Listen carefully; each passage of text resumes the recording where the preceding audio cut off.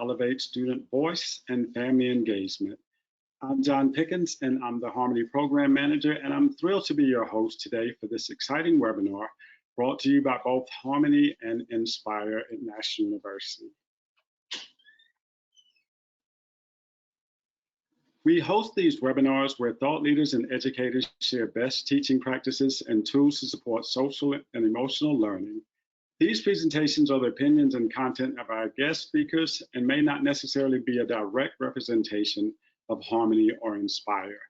For best viewing of this webinar, it is recommended that you shut down all of your other browsers.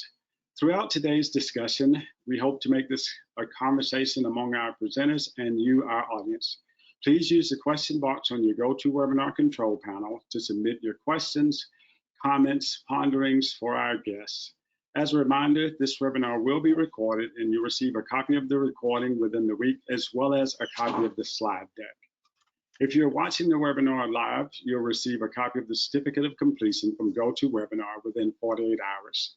You can also download I take that back. You can't download a copy of the webinar. We'll send it to you, copy of the slide deck. That will be sent to you, as I previously said. So the objectives for today's webinar .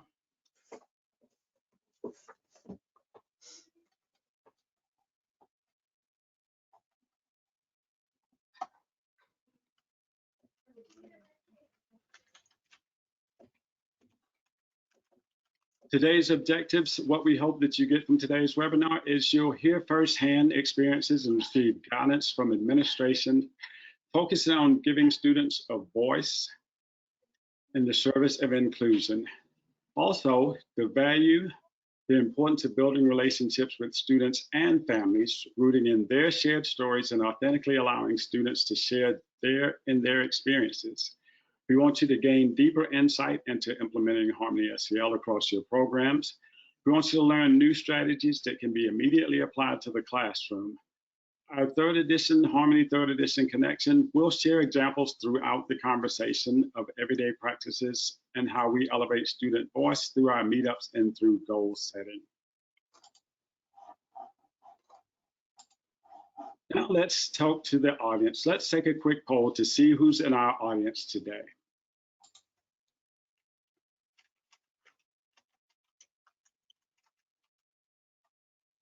As our poll comes up, we ask that you just click on which represents you in the area where you're located. Are you a teacher, administrator, out of school time, nonprofit, or are you an expert coming from a different field? And as those come in, Amanda will read out some of the results for us. Thank you, John. We'll give everyone another minute, but it looks like we have a large pre-K through 12th grade audience today, which is great. We also have some school administrators joining us, as well as nonprofit leaders. So 30 more seconds, and then we will close the poll. Thank you, Amanda, for taking care of that for us.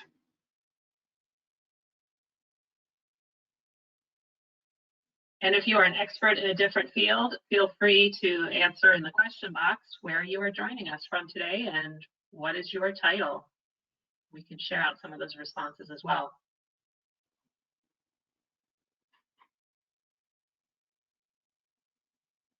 As you can see, we have 25% are teachers, 14% school administrators, 9% out-of-school youth providers, 16% nonprofit leader, and 36% expert in different fields. So wide variety in our audience today. Thank you all for joining us today. I second that. Thank you all for joining us. Thank you that it's a variety in our audience. And at this time, it's nice for us to know who we're speaking with. And now at this time, I'd like to introduce our two guest speakers. We're honored to have them both with us today. First, we have Ms. Denise Diaz joining us. Denise is the director of the Family Engagement Department in the Office of Engagement and Clark County School District. She's been with Clark County School District for 26 years. As an educator, she's dedicated 16 years to the classroom. Ms. Diaz was inspired to become an advocate for families and served as Family Engagement Project Facilitator for 6 years. Driven by her passion and belief in the importance of family involvement, Denise is dedicated to providing schools with research-based practices and programs to engage families and positively impact student achievement. And fortunately, we'll hear some of those today. So welcome, Denise. Thank you. We also are honored to have Mary Gilbert joining us today. Mary is an educator from Tennessee with 40 years of experience in the field. Mary is more passionate and excited today than when she began as a first-year teacher. She brings a message of hope and sees it with different lenses as a former music teacher, school counselor, teacher, and now administrator. Through her experience, Mary has devoted time in understanding the importance of social emotional learning to better meet the unique needs of the whole child for success now and also in the future. And you'll hear from Mary and some of those strategies today as well. Welcome, Mary. Now, before we begin our guest presentations, I'd like to open with an icebreaker for everyone to participate in. Here's the icebreaker.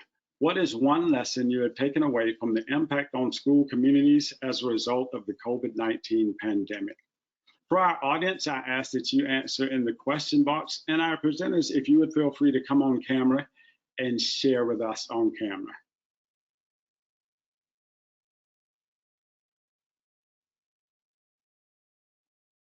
Hi, would you like me to go now? Yeah.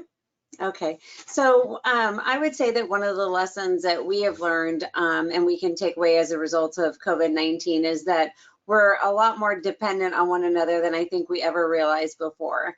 The support of the school community as a whole, and that includes our families at home and community partners, has become even more so glaring of a need is what we have experienced.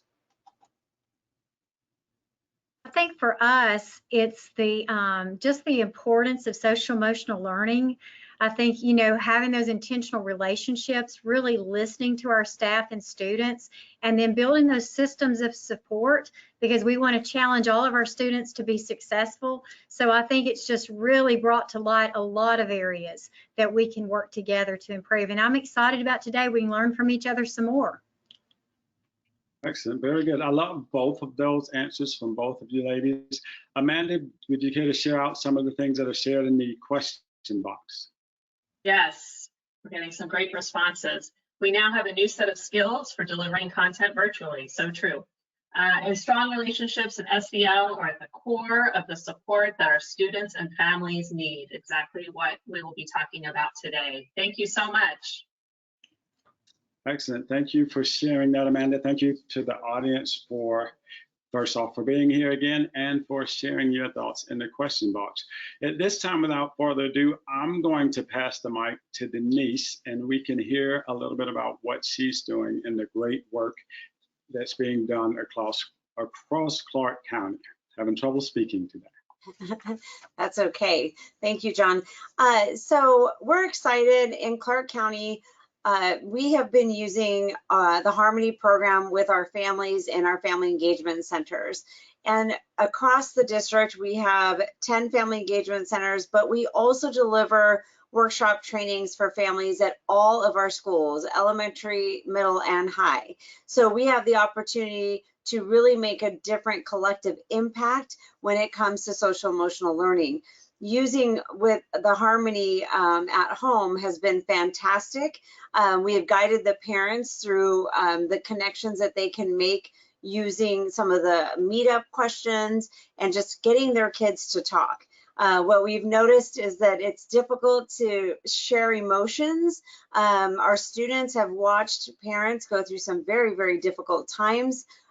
Pre and post and during pandemic. I'm not sure where we're at today, but nonetheless, the kids have seen a lot. Their own parents going through some trauma.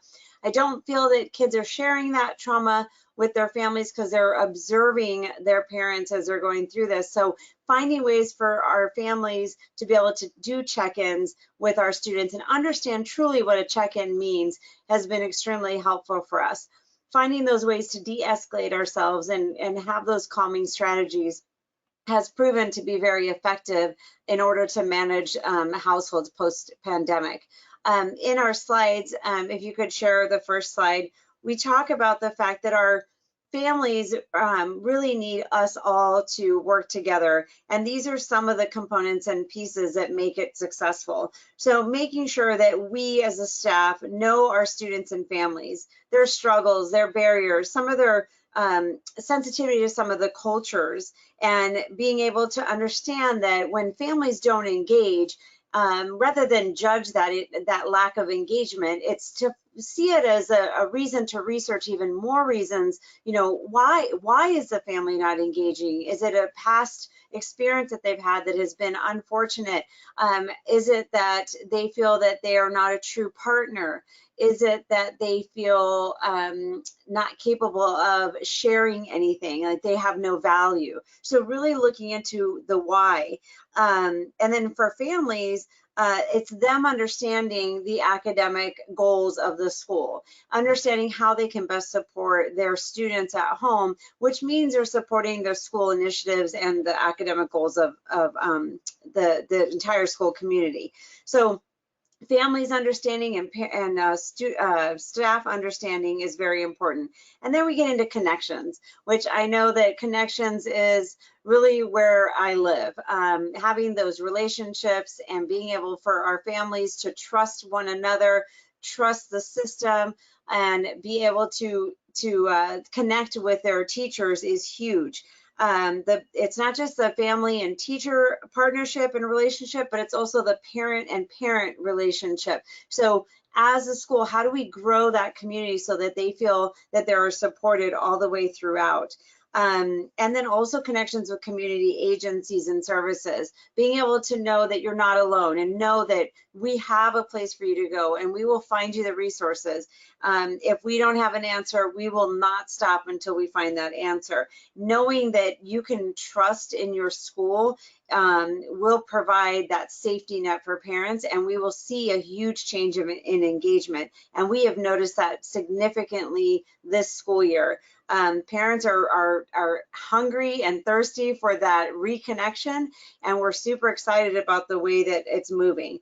The other thing is the confidence. Both educators and families need to develop that self-efficacy and work together despite any other barriers that may get in the way, whether it's language, culture, economics. All those things need to be pushed aside and figure out how we actually make way. So next slide.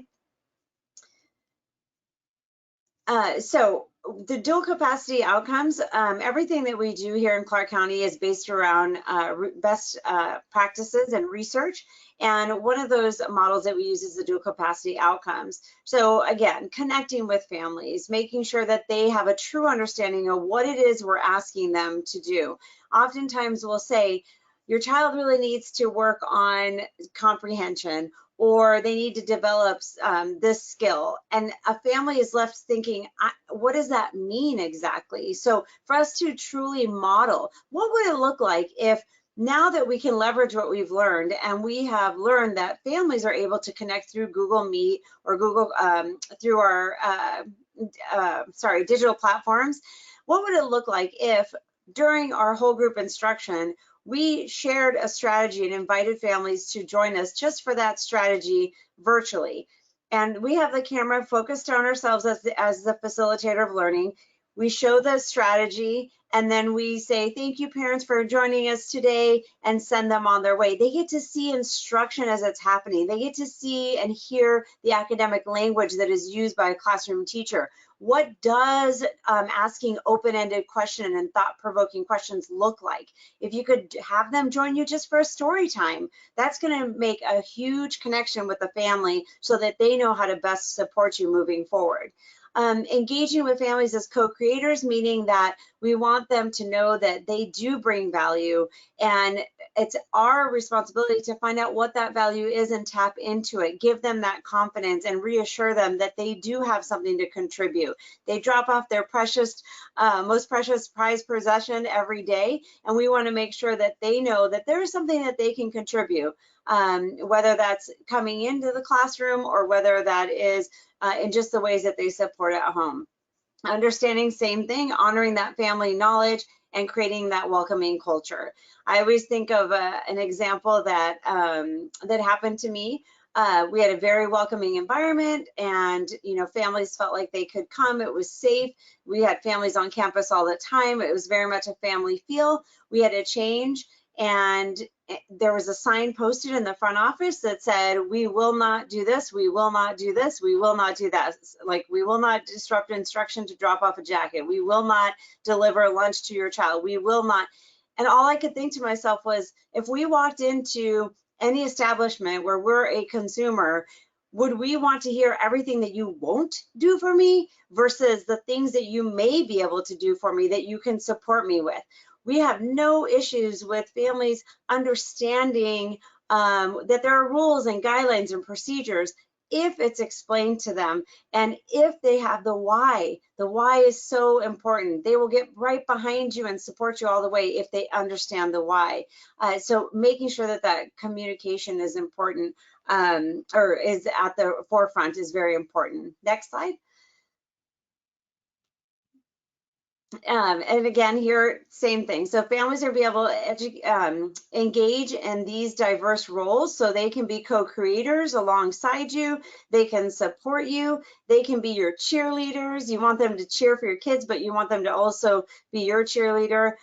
They can monitor if they understand how to navigate that school system. Here in Clark County, in the Family Engagement Department, we have created video lessons for families on how to navigate the school system. So here we use Canvas and Map Accelerator, all those systems that to a family seem extremely overwhelming. We have videos that we can create for that. We also have in-person workshops that we provide for families so that they better understand how to support their kids and how to be best informed. Showing them that model of engagement is going to prove to be very beneficial to move the needle and get to where we want to be. So I encourage you to think outside the box. I'm happy to always be here to help think with you, be a thinking partner. We have seen some absolutely amazing models of how to ensure that our kids have social emotional learning at the forefront, and a lot of that is just the human connection, right? Being present, being in the moment.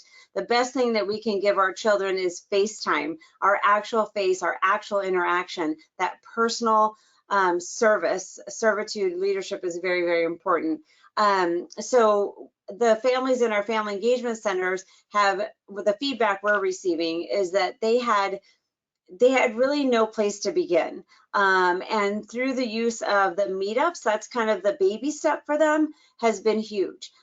Just getting them to understand that we have dinner conversations. We might need some starters. I know for me, I have 3 boys at home, and oftentimes getting them to just talk isn't the easiest thing to do. So it's finding different ways to engage with our kiddos, and I'm very thankful for the support that I've had with Harmony and getting all that information to our families.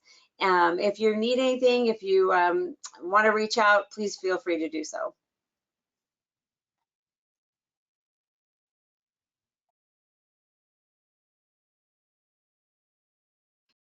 Excellent. Thank you for that, Denise. Well, I can't say we all appreciate learning and hearing from you. At this time, we'd like to now hear from our audience. So audience, if you would answer in the chat box. We've just learned some amazing strategies and ideas from Denise, but what are strategies you're currently using to engage families and communities in your school and organization? If you drop those in the question box.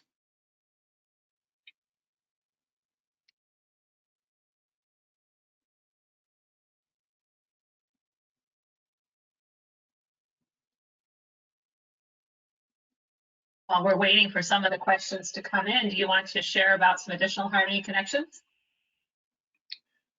Yes, I can do that. 2 things that we have to make it easy for you. What we just spoke about, family engagement. We have 2 things, one of which Denise addressed, and that's our Harmony at Home. It's available on our online portal. You can scan here, or you can, those of you who have accessed the portal or know how to access the portal, we'll drop the portal in the question box for you. If you access the portal, you can find both things that we have here, the 2 connections. One is the Harmony at Home, and there's a wealth of information there for parents and family members at home outside of the school community to use Harmony to help you work with your kids at home, work with family members at home, and also give you some good insight into what's being done in school and see some of those same ideas. And then another feature that we have, we do live online webinars, and we have one, it's a 60-minute webinar, and it's entitled Increasing Family Engagement. So you can watch this webinar. There's a live instructor, one of our implementation specialists, and they can answer any questions that you have there. And again, we'll drop into the chat box, into the question box, what our portal is, for those of you who haven't accessed it, and you can see all of the information that we have available around family engagement, and all of our Harmony resources are available there. We are getting some responses, some great ideas for engaging family, creating websites and a monthly newsletter, using Class Dojo. That's one that my daughter's teacher uses. Great way for engagement. Sending home notes about what activities are going on. Oh, I love this one. We do a hot cocoa and story time night, and we do a spaghetti night. Great ideas. Providing parent education for small-end services.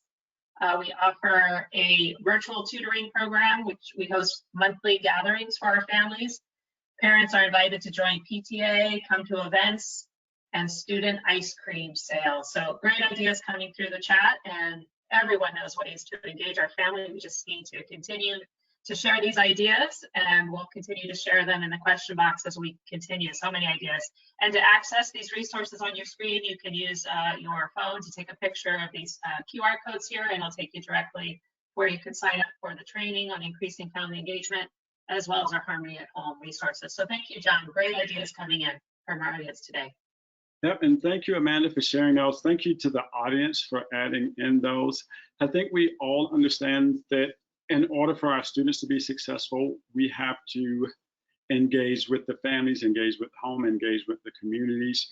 You know, we all know the saying, it takes a village, and that's 100% true. And we're, as educators, we're a large part of that, but it's also the students, it's also the families, it's also the community. So thank you, Denise, for sharing such amazing strategies that you are using to assist with that. And thank you to the audience for sharing those as well.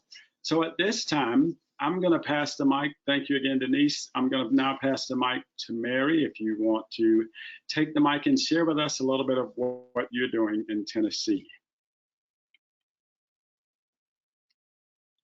Absolutely. I'm excited to be here, and I think to begin telling a little bit about our journey. This is going on our 4th year using and utilizing Harmony when I came back as the administrator at the school that I'm currently serving.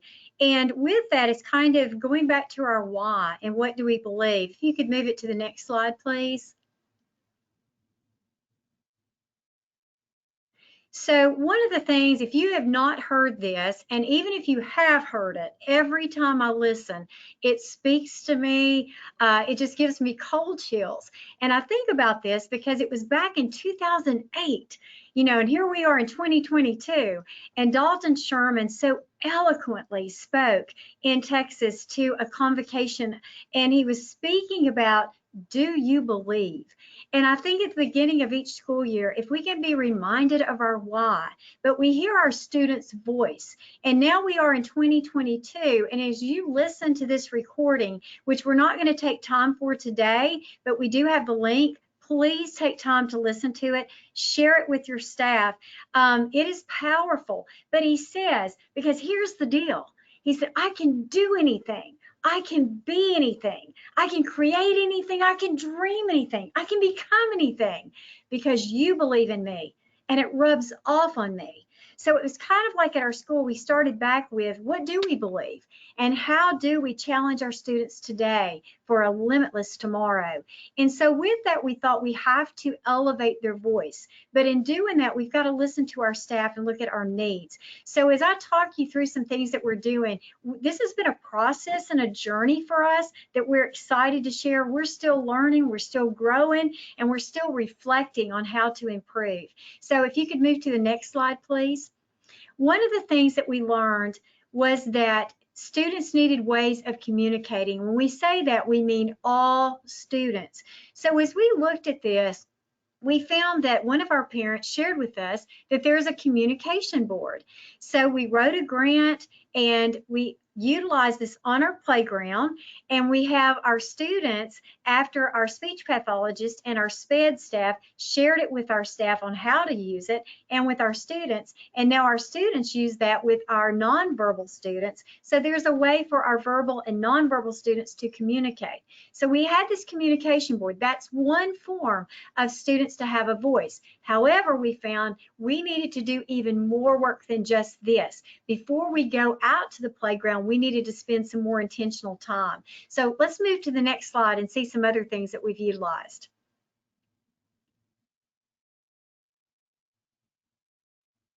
So one of the things that we were doing, we were using Harmony, and we saw that through our PD, we really need to have a very strong understanding of what is SEL and not just assume that everybody knows. And so we were a trauma-informed school through the state of Tennessee, very fortunate to be part of the trauma-informed cohort. So we've had 6 pillars. I'm sure that a lot of you have had that, as well as ACEs training, building strong brains, the SPDIG, which was the state development grant. And so all of these were wonderful things. And in this, we wanted to really focus on Harmony, because Harmony was what gave us those strategies and the immediate tools our teachers were needing. So we had in place the everyday practices. We had a PD to make sure that everybody understood what are the everyday practices. What does meetup look like? And so a lot of our teachers were having meetings, but really being more intentional with the circle, building that. What does an SEL structure look like with those 4 steps? With the first part, the greeting or the welcome, the serving and responding that we know is so important, and that sharing and being able to respond back, having those Harmony goals and having those highs and lows that we talk about. We're super excited this year because we've added in those personal goals and the mindful minutes, and then that quick connection where everybody is feeling like they belong, it's fun, and they're energized, they're ready to get back into academics. So we found that by spending a short amount of time on our everyday practices with Meetup and Buddy Up, it saved our teaching time later. So all of a sudden we started noticing our school climate was better. We noticed there were less office referrals, and you know I love that as a principal, and spending more time on positive things, but also seeing our teachers excited, because here's something that we were doing too. We had Buddy Up, which was with our students, but we thought, you know what, if we're going to do this with our students, we need to be doing it with our staff. They need to see that we're modeling what we believe in. So every Sunday night, I send out a new spreadsheet, and they know they're getting a different buddy for the week. And so we have different staff buddies each week. And so that way, teachers that have been here forever, but they've, never really talked to the person on the other side of the building because they're just too busy. And so what's really awesome about that is that gives intentional time that you can do whatever you want to. It could be a note, it could be a text, it could be a call. I see teachers walking in with Starbucks sometimes, handing it to them. Just small little things that show you matter. So students are seeing this. And so then we started implementing that Buddy Up with classrooms. I saw after we did it at a staff development meeting, I had staff all in there said, okay, we're going to have a circle. We did the hand jobs and we had a good time with it. And the next thing we knew, I walked around the building the next day and all of our teachers were doing that with their students. Students loved it. They begged for more. The teachers were like, we want more of these. And what was so neat was they didn't have to create it. Everything was done for them. So then with the Buddy Up, I noticed that they took it to another level. And so that's where you're going to see Friendship Fridays and Kinder Buddies. After COVID, we had a lot of kindergarten children come into school that had not been in preschools, or they had never been in a school setting, or they had been on devices a lot, but they had not had that conversational speech. And so what they ended up doing was they would go out there and then say, you know what, we need some help. And so our 5th graders stood up to the task, and they became buddies for our kindergarten students, and they became our kinder buddies. So every Friday we have what we call Friendship Fridays with our kinder buddies, and all of a sudden they're having these conversational speeches. They're teaching them how to be a buddy. They're teaching them how to play games. They go on walks together. We had some students that needed fine motor skill development. So there you go. They had the little kits. They started working on their fine motor skills. And so this developed into a thing that even Friday, I was told, a child told their parent, Mom, I can't go to the doctor Friday. You have to change the appointment because that's our Friendship Friday and my buddy's coming. And so they look forward to this opportunity and this time. So this is something that if you're having the same experience that we did with children needing someone to listen to them read, go over their math facts, maybe having them partner to go over sight words, or learn how to have that conversational speech time, being able to serve and return, that sharing and responding. And the beauty of it is then I saw other teachers wanting to do it. So now we have 5th grade with kindergarten, kinder buddies. We also have 3rd doing it with 1st grade, and it's carrying over. So with our buddies, we not only have them in the classroom, we have them across grade levels, we have them across multi-grade levels, and the children are begging for it. They love it. Several students are telling me that after we have implemented Harmony over time, they're not shy anymore. They don't mind getting up in front of people. They don't mind talking. They said, you know, I used to not say anything, and now I'll just talk to anybody. And so it's really exciting to see our students when they share their voice and we interview them, that they feel like they're more connected. They have a sense of belonging. They know their friends. They also say, you know what, I know every day I'm excited to come to school because somebody knows my name. Somebody's taking time to talk to me. The teachers can't do everything. So there's a level of student engagement. They have that sense of belonging. We saw that our academics went up because we had more time to teach with less behavior problems. And so that was exciting for us. If you can go into the next slide, I get excited every time we talk about it because I just wish you could see it in person. One of the things, being a former counselor, I knew we had lots of times that we had what we call behavior contracts, or we have reflection sheets or think sheets. And so we had the teachers take and look at that and come up with their own form developmentally for their grade level. This is just one example of their think sheet. And that's really getting the student to reflect and take time. What was it you were doing? What happened? You know, what did you do? What would you do next time? Are you ready to go back to the group? It could be, what were you thinking? Like in this example here, there's different questions that we set up. This is just an example of one of the early grades so that they can circle it, or it's easy for them to do. So we noticed that when they had these, this was awesome because not only could the teacher spend time with that student, or we also paired up mentors and we had check-ins and check-outs. They could use these, but the beauty of this was it went into what Harmony was doing with personal goals that we're going to talk about. And so our students are setting personal goals that they're really spending time reflecting on. Even today, I had a student in my office, and that's what we were doing, was talking about what are those goals you've set. Yesterday, we had some successes of some great things happen. And so the child could share, what do you think happened, and take ownership for it. So those are some things that we're excited about this year that we've added in addition to some of the other things that we're doing. Can we have the next slide, please?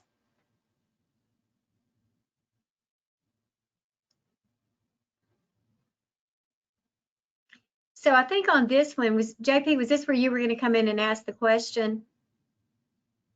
Yes, but you're doing such an amazing job. If you want to ask the audience, please feel free. Please feel free. Okay, so with that, we were wanting to hear from you guys. What are you currently doing to elevate student voice in your school or organization? So what are some things as you hear this? We would love to hear from you all, because we have found that, you know, with our staff buddying up and now our students buddying up, having those mentors, having the kinder buddies, taking that intentional time, the payoff has been huge. So we would love to hear from you guys, and let's take a minute and see if we can share some responses. And JP, go ahead and take and share too. Yeah, as Amanda's watching the questions coming in the chat box, something that you just said, Mary, that I think is very important is that we're intentional about helping kids find their voice. We're intentional about the things that we do around SEL.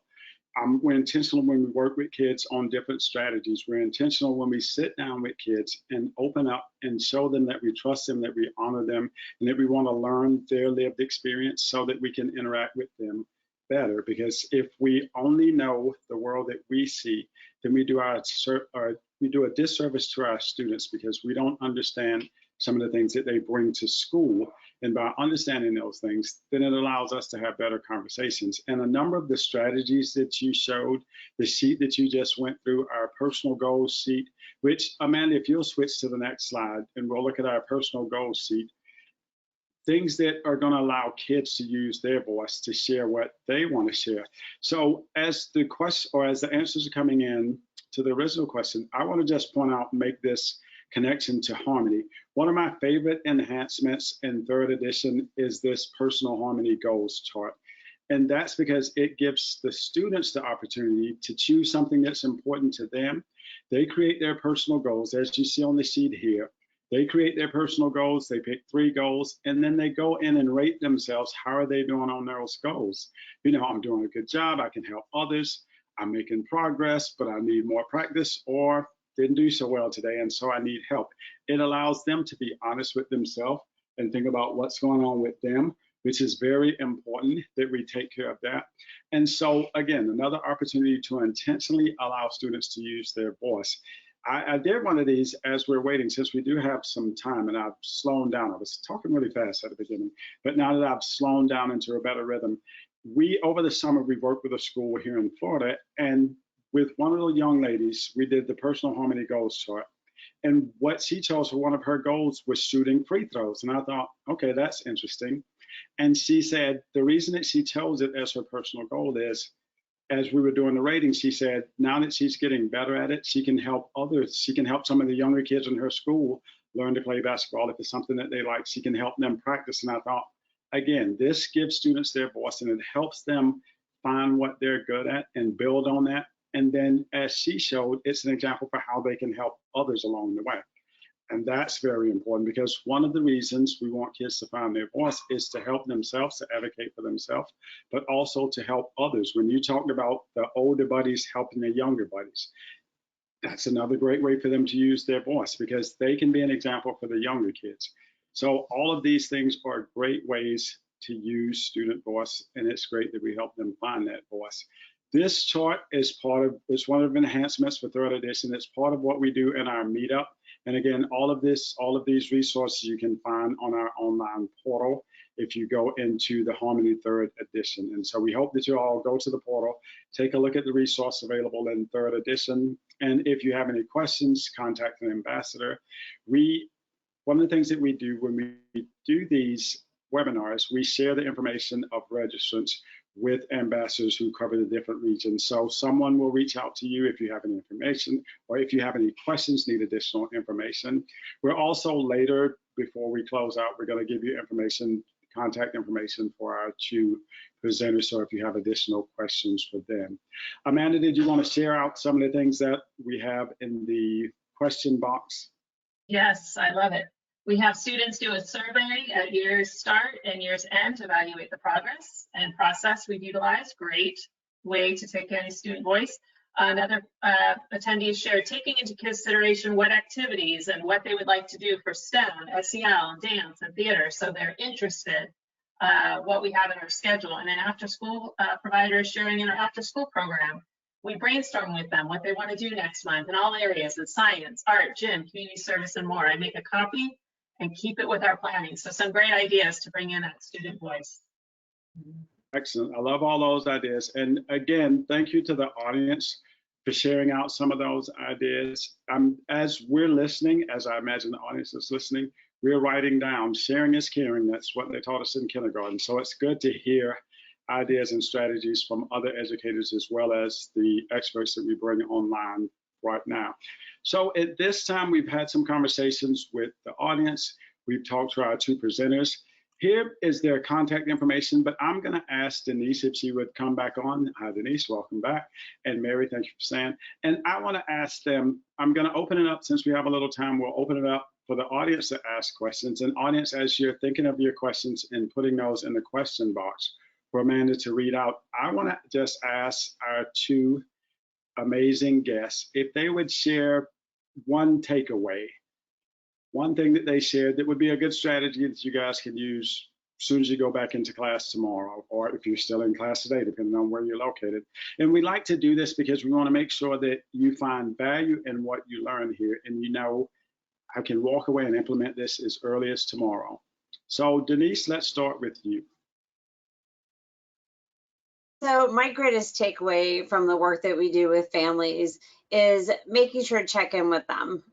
The communication is important. We're not going to get student voice if we don't have parent voice. We have to make those connections and relationships. You know, the activities to bring families together as a community are a great start to building that strong community, but always linking it to learning, so that just like when we go to professional development, we want to take something and apply it. Families need that too. They need something tangible that they can take home, providing them, whether it's, you know, strategies for calming strategies, you know, deep breathing, some different very simple things. Our families have loved the app that we've used with Harmony at home also. And so that app gives us some real quick tips on how to keep our kids calm and how to keep ourselves calm. So that's something that is kind of a quick takeaway, and sharing with families that they have to take care of themselves before they can take care of their kids. So it's that whole theory of, you know, put your oxygen mask on yourself before you put it on your child. Same thing. We need to do that self-care. So I advocate highly for self-care so that we can take care of those that we serve. 100% agree. I do also. Yes, Denise, thank you. I agree with everything you just said as well. I think for me, and I appreciate her bringing up about the Harmony app, because I'll mention that as well. From a principal standpoint, and being a former counselor, there's some wonderful things on there. And so being intentional with that, I've had students come in, we take out the app, they'll go to the relaxation station. They many times de-escalate and they're ready to go back to their class. And so there really wasn't an office referral or anything else. They just needed some time. And that was kind of like their peace corner with relaxation, you know, time to de-escalate. So thank you for that. I think for me, my greatest takeaway is that we are very intentional and that we take the time. The time is huge because the payoff is tremendous. So it's a paradigm shift in how we're looking at things with children. It's not that send them to the office, there's a consequence, get them out. If you really spend the time to really get to know your students, build those relationships, and with the families, merge the two, have that understanding that we're all on the same team. We love these students. We want all of them to succeed. And in their succeeding, it's because we know your child. You know us. We take the time to build that relationship. But in that, I also think that we make those connections. We help them make connections with others, but then we bring it back to them learning life skills. And how wonderful is it for them to take the time. I'm going to set some personal goals, because the rest of my life, I'm going to know what it's like to feel good when it's intrinsic. It's for me. I own it because I worked hard, I achieved it, and I accomplished that goal. So I think for me, it's investing the time today, believing in our kids. And I do want to go back to something Dalton Sherman said. At the end of his performance, when he shared that speech, he said, "We need you more now than ever." And that was in 2008. I can guarantee you, if I asked my kids today, they would say, "We need you more now than ever." And I think as educators, we can't lose our why. We can't lose what we believe in, and that every child can set goals and accomplish them. We just have to help them and have that mindset. So I just appreciate this opportunity. Wow, to have a turnout today where people are wanting to know more and help each other. This is wonderful. I get excited every time I think about it. So thank you. Thank you. We love that positive energy. And something that I always like to say as educators, or as adults in general. I think it's our job to be our students or our kids' surrogate self-confidence until they can find their voice and speak up and advocate for themselves. And that's what we're talking about here today. Ways, strategies to help kids find their voice, ways, strategies to help parents find their voice, to keep parents engaged, and to keep building on that village. You know, we all need that village to be successful. Us reaching out to families, us reaching out to communities, us connecting, us making it more welcoming for them to come into school, us speaking to them not just on their terms, I mean, not just on our terms, but also on their terms, speaking in a language that we all can understand.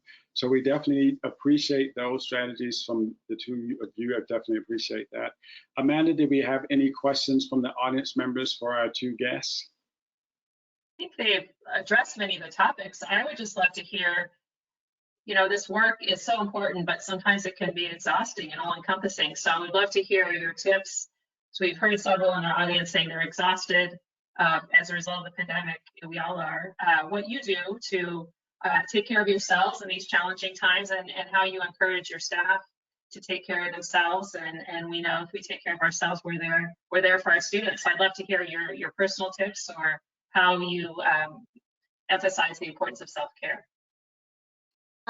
You know, it's funny because I think Mary says, thank you, Denise, but I'm going to say thank you, Mary, because what you shared about, you know, that the self-care part is so important in the why. So I feel like a lot of my self-care has to do with really getting back to the work I love. It's really easy to get caught up in the deadlines and this is due and we have to get this taken care of.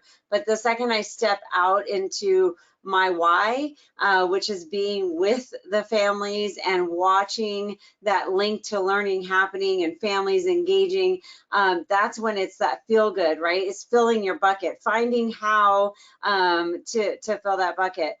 That's the best way that I can say that I do self-care, aside from, you know, of course, trying to do the healthy habits, right? And get up and walking and kind of decompress from the day and be able to separate, you know, some of that work-life balance.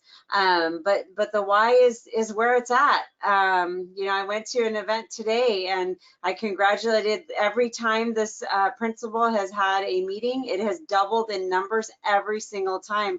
Today she had 99 families in attendance, and she did great things. She's thinking outside the box. You know, she took the parents on a tour of the school so that they could see student work showcased. And so it was this big field trip. You know, all 99 got up and they walked with the principal through the school hallways and got to see their kids' work. And then she brought them back and they went and got all the kids from the classrooms for a 15-minute activity with their parent. Just a really great way. And it just, in that moment, it was like, yes, this is why I'm okay with those deadlines. And this is why some of that stress is worth every single gray hair and wrinkle and everything else that comes with it. Never forget that you're appreciated. Never forget that you matter. Never forget that you will, for your legacy is going to live on forever and ever and ever, because you will run into kids. Unfortunately, because I'm old, I run into students all the time, and to hear them and what they say about you, there's just no better job than the job that we do working with families and students.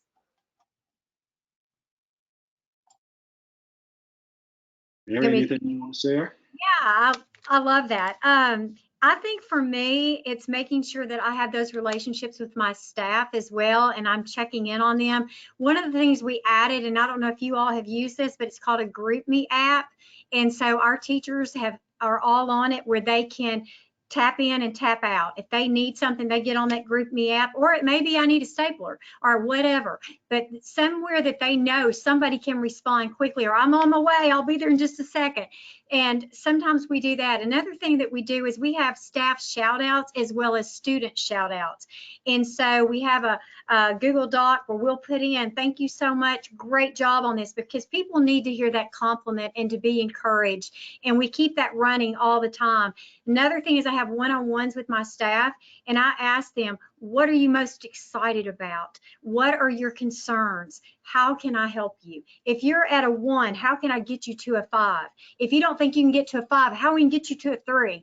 And so what do you need from me? And I think sometimes it's just to be heard, like you said, a voice. But students, I went last weekend. I used to teach music, so I love to go in and talk to the kids and sing with them. But the teachers were still in there, and they heard their students when I said, tell me what you love about school this year. What is your favorite thing? And they were like, several of them, my teacher. Well, why do you like your teacher? Because we get to do such and such. And the teachers are like, wow, I didn't know you loved that like that. And so I think so many times we've just got to be real and build them up and not get caught in the negativity. But what's great, and I'll be honest with you, this is my 40th year. And y'all know, if you've been in education very long, there's a lot going on this year. But I can tell you that I love it. Those are announcements. I can tell you that I love it more today than the day I started, and that says a lot because I was like ready. And I can tell you, I still don't have the answers. I don't have the answers, but I am growing. I'm still learning. I'm still trying to find them, and that's what I think we've got to do. Our kids need to see we're not giving up. We're still learning. And I think for those young teachers, for them to see they're teaching me things, but for those other teachers that are seasoned, we can continue to help each other. And so I think for me, the biggest takeaway today is that we go out inspired and believing that we truly are in the best profession and we are serving. We don't have to, we get to. And I think we've got to get back to that mindset of we get to serve and wow our students. And they may not remember certain things, but they'll know if we loved them. They'll know if we cared, and they'll know if we listened. So I think those are the important things for me. Very, very powerful. I love to hear the passion that both of you are sharing, just the passion for what you do, the passion for helping others. I love that. And that's one of the things that helps keep us going. What you said about the why, remembering why we chose to do this, also remembering the impact that we have, and that it's kind of like planting seeds and growing flowers. You may not see it right away, but in time, those of us who have been in education for a while, we see those kids when they come back to us as adults and they say, man, Mr. Pickens, when you told me to do this, it was really amazing. Do you remember when you said that? It's like, I've had thousands of kids, not necessarily, but it's planting those seeds. It's being able to cultivate these kids into successful adults who find their voice, who can advocate for themselves, who can speak for themselves, to make parents feel comfortable coming into the school, to make parents feel comfortable, and for parents to know that we are on the same side as them, that we are allies, and that we will do whatever we can to help their student be successful. So thank you, ladies. Thank you, thank you, thank you. I thank you for our audience who got to hear you. I thank you for National University, for Harmony, and for Inspire, for having connections with you. We appreciate all that you do for us. And I want a couple things before we close out. I want to share an opportunity with some of you that we have 4 summits coming up, Harmony Engagement Summits for SEL leaders. I say some of you because they're in Las Vegas, Dallas, Los Angeles, and New York. So if you're in those areas, or if you know administrators, SEL leaders, counselors, educators in those areas, please feel free to reach out to them. You can take a picture of the QR code here. You're going to get a copy of this PowerPoint, get a copy of the deck, so you can access it there. But we want people to take advantage of this. It's a free opportunity, as you see, registered today for no cost. And it's going to be a great half-day opportunity to learn. And you'll get to see Denise again. She's going to share. She's going to be there speaking again. So that will be an amazing opportunity if anyone has the ability to participate in any of those regional summits. And there will be more to come in the future. So it won't just be those 4 areas, but that's where we're starting. So if those areas you're in, please take a look at those. In closing, just want to remind everyone, when the webinar comes to a close, we're going to launch a brief survey, and it's a short survey, but it's really important. We really ask that you fill it out, and we greatly appreciate your feedback. We actually take a look, read through them, see what you shared, and we take your responses seriously so we can do much better work in the future as we're building more webinars. So your responses have been very helpful with us to create more successful webinars, and so we thank you. Again, as I stated earlier, you will receive a copy of the webinar You will receive a copy of the slide deck. If you are watching live, you will also receive a certificate that you attended. Thank you everyone for joining us. As one of our leaders at National University always says, you guys get to take advantage of our Give Back program, the National University Give Back program, and we'll give you back 5 minutes of your day. Thank you, and everyone have a great day. Thank you, ladies. Thanks, everybody. Thank